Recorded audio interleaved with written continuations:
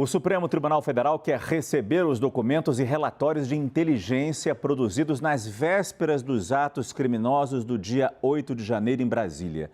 A determinação é do ministro Alexandre de Moraes e foi enviada à Polícia Militar do Distrito Federal e também para a ABIN. Quem explica para a gente é o repórter Theo Cury. Theo, boa noite. Oi, Márcio. Boa noite para você. Uma excelente noite para quem nos acompanha. Esse é um pedido que foi feito há mais de um mês pela Procuradoria-Geral da República ao ministro Alexandre de Moraes. E hoje, quase um mês depois, o ministro topou, autorizou e determinou que tanto a Polícia Militar aqui do Distrito Federal quanto a Agência Brasileira de Inteligência forneçam ao Supremo Tribunal Federal os relatórios, os documentos de inteligência que foram elaborados e foram produzidos nos dias que antecederam o 8 de janeiro. Por que isso é importante? Para que a PGR possa avançar nas investigações que miram as autoridades envolvidas, seja por omissão, seja por facilitar a invasão, a quebradeira do dia 8 de janeiro aqui na Praça dos Três Poderes, no Palácio do Planalto, lá no Supremo Tribunal Federal e no Congresso Nacional. Isso porque a PGR vem atuando nessa investigação em 4 núcleos de incentivadores e instigadores, executores, no núcleo de autoridades que podem ter sido omissas ou não e de financiadores. Os 2 primeiros núcleos estão muito bem avançados lá no Supremo Tribunal Federal. O STF já tornou réus mais de 550 acusados pela Procuradoria-Geral da República por instigar ou por fazer parte da quebradeira do dia 8 de janeiro aqui na Praça dos Três Poderes.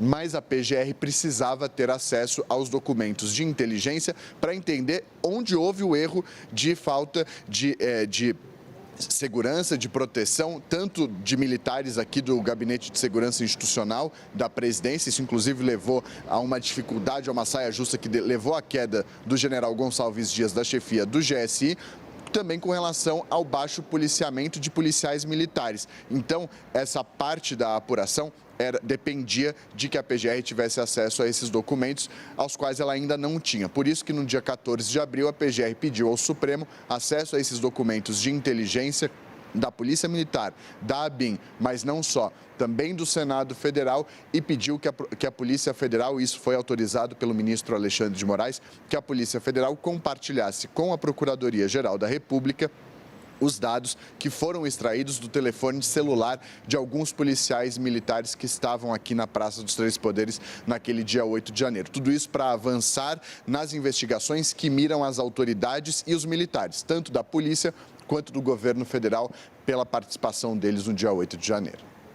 Muito obrigado, Theo Cury, que falou com a gente ao vivo de Brasília. Eu volto com Renata Agostini. Renata, primeiro chama a atenção, como é que essas informações ainda não foram apresentadas para quem deve investigar, pensar em processos contra invasores, contra os mandantes daquela invasão dos atos criminosos na Praça dos Três Poderes. Mas, chegando essa informação, como deve influenciar no curso do processo? Extremamente pertinente a observação que você faz, Márcio, porque muitos de nós que viemos acompanhando o desenrolar das investigações desde o 8 de janeiro, nos perguntávamos, afinal, o que foi produzido em termos de inteligência.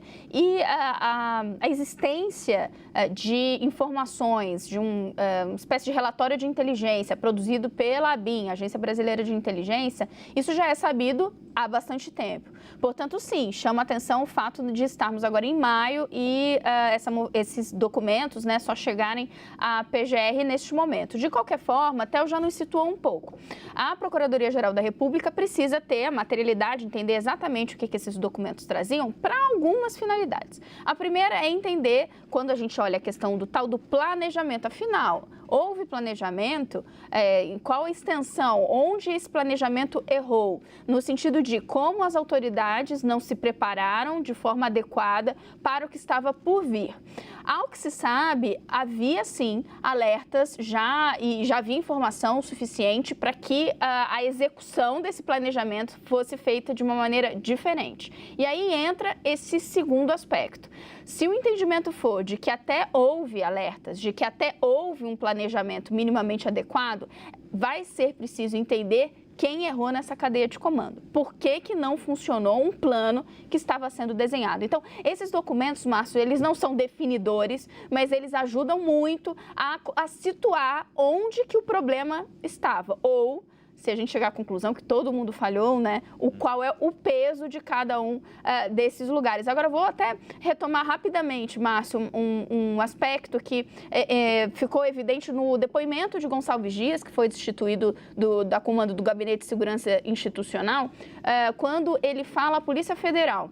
Lá, ele disse que não chegou a ele esse tipo de alerta da Agência Brasileira de Inteligência, né, porque o que chegou a ele, que aliás foi pelo celular, né, pelo Zap, não poderia ser considerado um relatório de fato, né, esse tipo de alerta. Isso é algo que também as investigações têm que nos deixar de forma mais clara, né? Afinal, essas pessoas receberam, ainda que de uma forma que poderia ser considerada informal, e se foi apenas informal, por quê?